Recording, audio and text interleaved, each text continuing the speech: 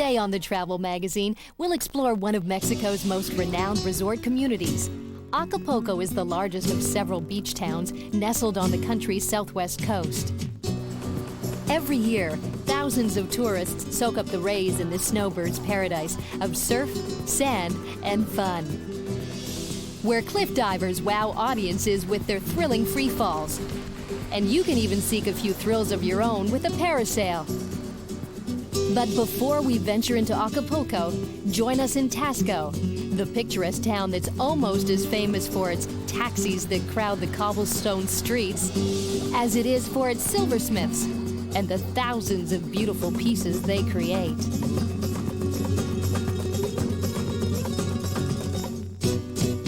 The colonial town of Taxco was built right into the Apache Mountain. Silver's been mined here since the 16th century, but it wasn't until the 1930s that Taxco became the silver capital of Mexico. Hello, I'm Sandra Neal. Welcome to this edition of the Travel Magazine and the town of Taxco. Located 164 kilometers southwest of Mexico City, Taxco sits at nearly 5,000 feet above sea level on a hill surrounded by rolling countryside. So almost any point in the city offers a spectacular view. This treasure of a town was discovered in the 16th century by explorers searching for silver treasure. But its huge supply of the precious metal wasn't fully exploited for another 2 centuries. Taxco is also renowned for its churches and museums. Its quaint plazas are crowded with locals and tourists, not to mention Volkswagen Beetles. Business is conducted at a leisurely pace, reminiscent of earlier times.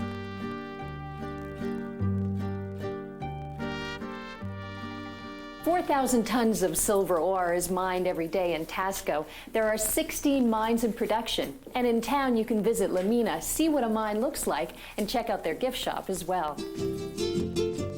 There's something for everyone here.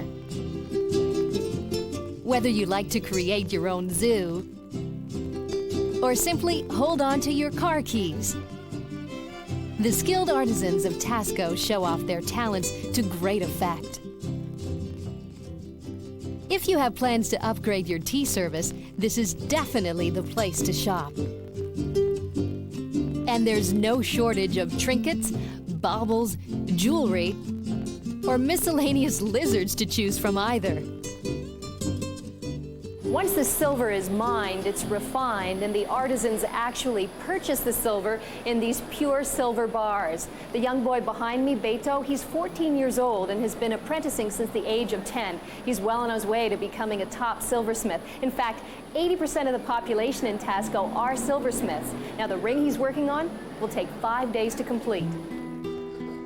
Beto uses the same techniques employed by his father and his father before that. First, Beto uses a coping saw to craft the ring to the correct size. Once Beto is satisfied, he solders or brazes the ring. And if the flame's too hot, an undesirable scale will form around the metal. One-person factories like this are common in Taxco, but the demand for product here is so high, there's no shortage of work for these skilled artists. To create an intricate piece like this ring requires both patience and precision. And it's obvious that Beto takes his craft seriously and is fully absorbed in his work.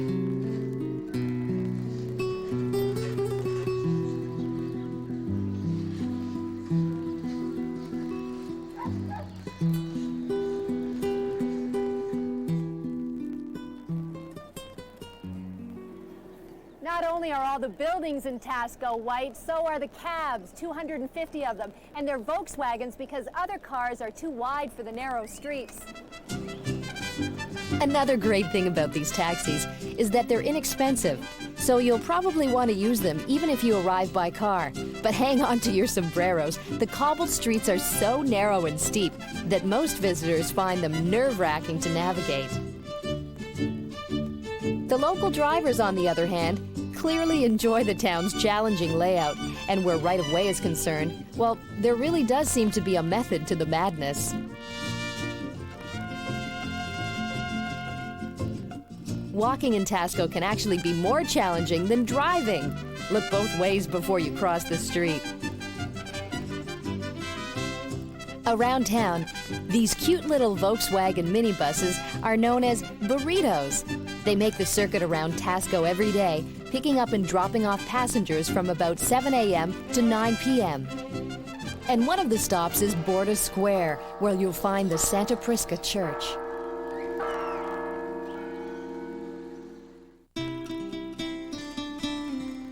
The church was built in the second half of the 18th century by French explorer José de la Borda. Borda amassed a fortune mining and exporting silver from Taxco and funded the structure to help repay the town for all his success. It's one of Mexico's most impressive examples of Baroque architecture. Its ornate exterior literally glows as the rose-colored stone reflects the light throughout the day. Notable Mexican artists of the era participated in the church's construction and detailing, including Vicente de Balbas and Miguel Cabrera. A full-scale restoration of Santa Prisca began in 1997. Like many Baroque churches, Santa Prisca takes its theme from the glorification of martyrdom, depicted in the 9 altarpieces in the building's stunning interior. The church's patron, Prisca, was a 10-year-old girl who was beheaded for her faith.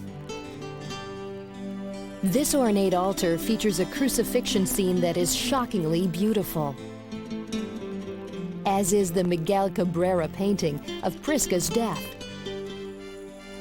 These are among the many treasures that have transformed part of Borda's silver fortune into a legacy of gold.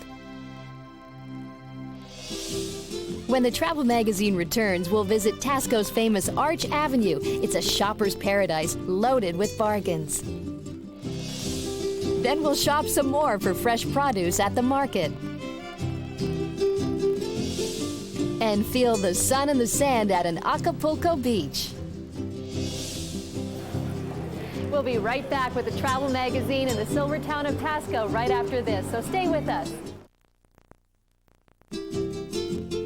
Welcome back to the Travel Magazine. Most of Taxco's 87,000 residents live in houses dotting the slope of Cerro del Atachi. The clay tile roofs help create a Spanish atmosphere. But of course, Taxco is known for its silverware, and right now I'm going to tell you where to shop, how to shop, and I'm going to shop. I have the best price in the world. I have the best price. We got the best price. I have the best price. I have the best price. I have the best price. I have the best price. I has the best price.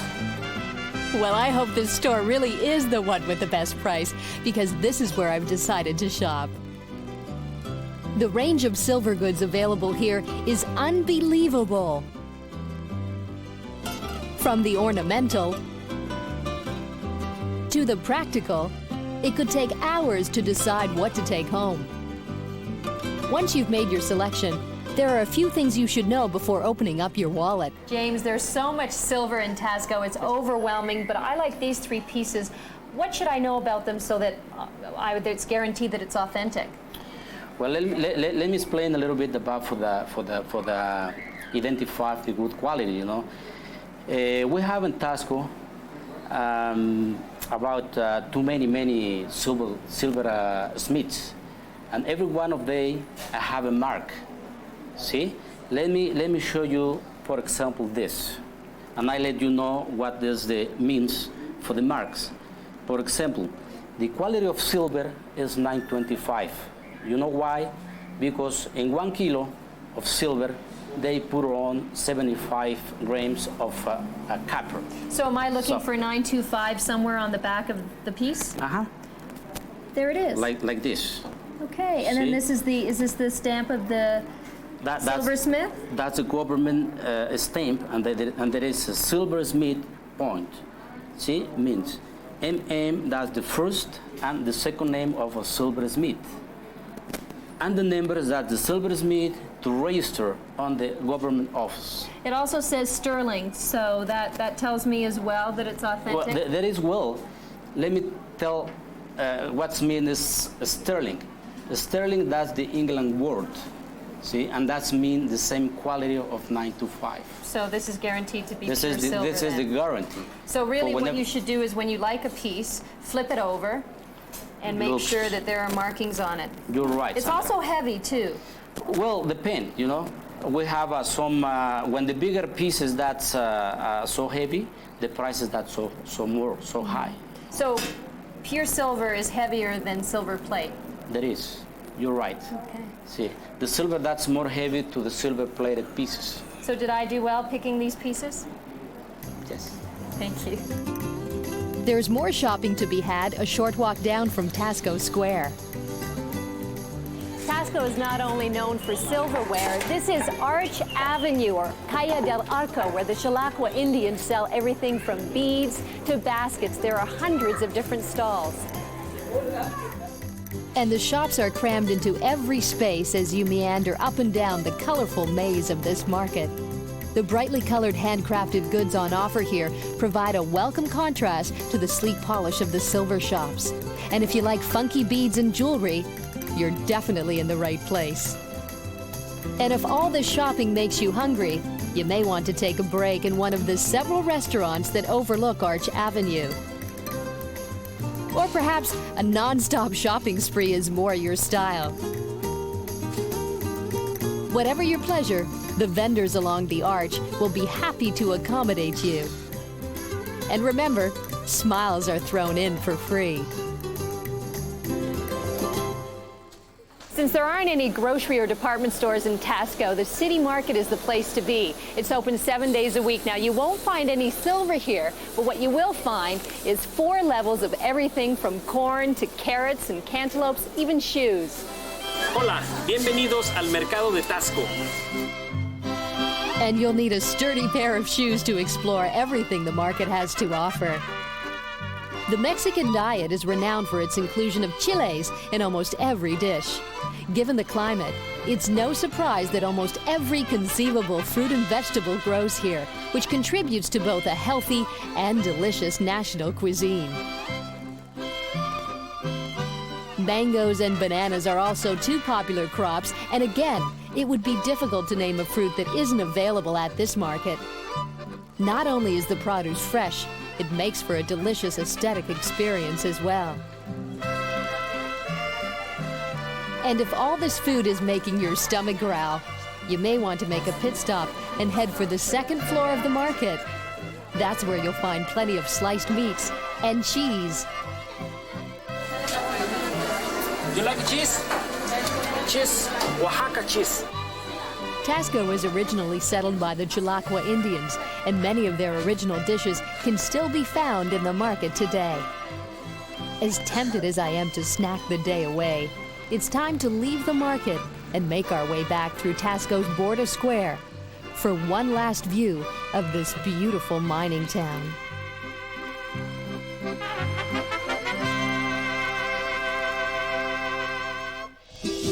When we return, we visit the Bay City of Acapulco on the Pacific coast,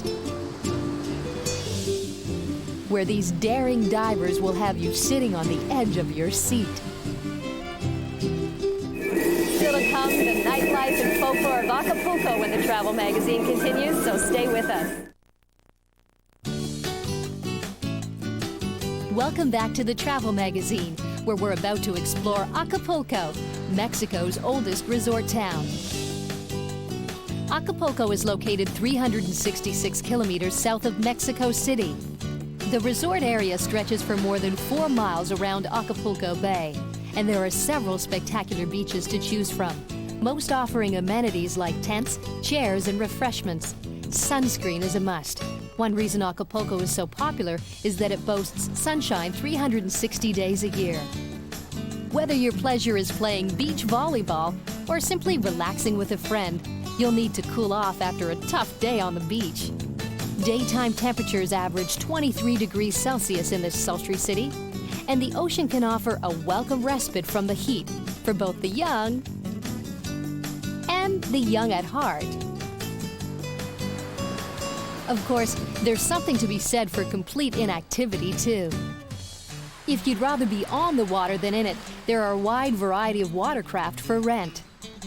Acapulco also features plenty of lush vegetation, a condition that lends itself nicely to a leisurely round of golf on one of the 5 courses open to the public.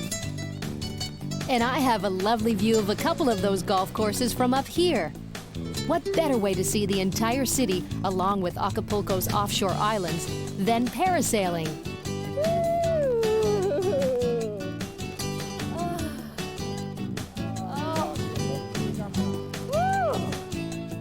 A picture is said to be worth 1,000 words, and that's about the number I'd need to describe what a blast parasailing is. Well, if you thought that was exhilarating and going to high heights, wait till you see the cliff divers of Acapulco. Cliff diving at Quebrada has been a tradition in Acapulco since 1934, where these cliffs were part of a single rock formation until they were separated by a dynamite blast. When the tide is up, the currents clash violently together in the crevice formed by the explosion. And it's here that a group of brave divers hurl themselves in a vertical freefall from a platform some 40 meters or 12 stories above the sea. 5 times a day, a crowd gathers to witness the high divers, who, prior to their performance, pray at a small shrine nearby. For $1, you'll be thoroughly entertained by these daredevils. Arrive early to secure a good vantage point in the public viewing area. Just getting to the platform is half the challenge for these men. They walk down among the spectators and dive from the low cliff into the sea below. There, they battle the current in the narrow channel to reach the other side, where they must climb up the rocky face of the main cliff. It's no wonder the men ask for a blessing before they take that initial plunge.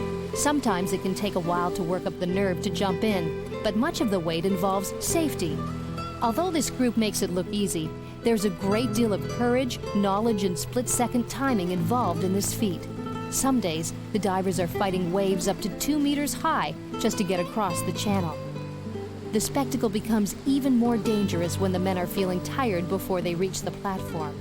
One mishap on Quebrada, and they could be facing a perilous fall among the rocks. It takes each diver several minutes to ascend the cliff. While they're waiting, the other men keep limber and begin to focus on the challenge before them. Prayer doesn't always prevent mishaps, and some of the stories the divers tell are terrifying. Their scarred bodies are testimony to the determination and skill involved in cliff diving. It's definitely not for the faint of heart. The men must jump about 10 meters horizontally to ensure that they don't crash into the jagged rocks below. There are 3 different levels from which they dive, and sometimes they perform in tandem. Incredibly, they even jump at night, lit only by torches. You'll probably find yourself crossing your fingers for the divers as they prepare to launch themselves from the cliff. The most experienced diver always goes last, and always from the very top of the cliff.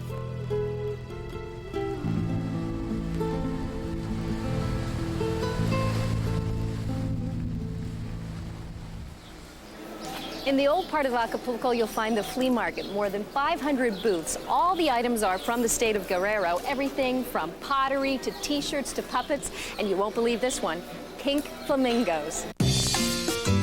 Buenos días. ¿Cómo están? Bienvenidos.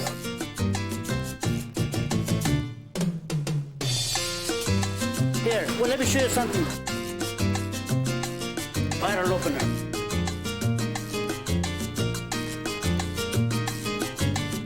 Or the mask.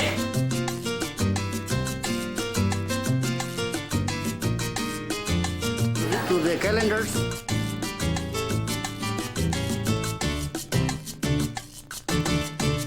Obsidian. Oh, inside you can take pictures to here, look. The calendars. These are bottles. Although Acapulco isn't necessarily known for its shopping, this market is worth checking out. In addition to offering a wide range of handcrafted items, the market provides tourists with an opportunity to mix with the locals and learn more about Mexican culture. Also important to this culture are music and dancing, and the many public performances and fiestas held every evening help create Acapulco's vibrant nightlife. These dancers, performing a local folk dance, are gorgeous in their traditional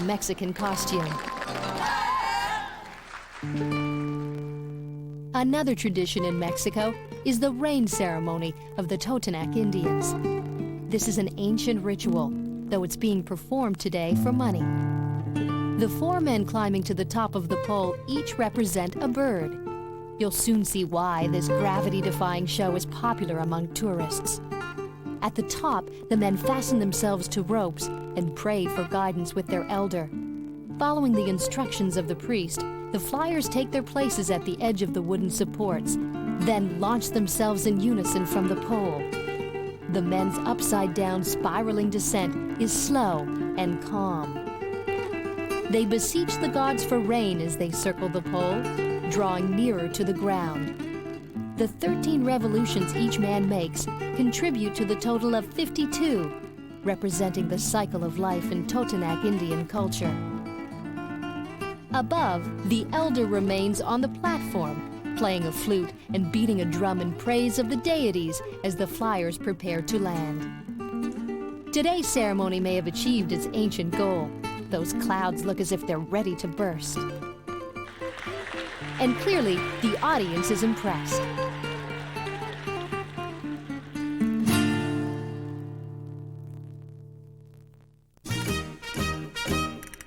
Also impressive are the artists appearing in this live show.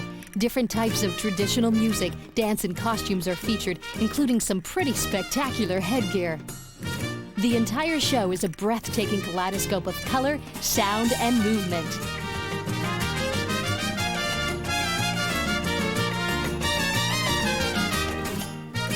Even the roosters get in on the action. This performer is a crowd favorite, combining great rhythm and style with some intricate rope work. And I thought double dutch was tough. As much fun as it is to watch this show, you may find yourself wanting to take a turn around the dance floor yourself. You're in luck, because Acapulco is more famous for its club scene than it is for its beaches. So you might want to consider heading over to one of the many hotspots the city has to offer. Things don't really get going in the discos until well after midnight, and like these professional performers, you can literally dance the night away in this vibrant city.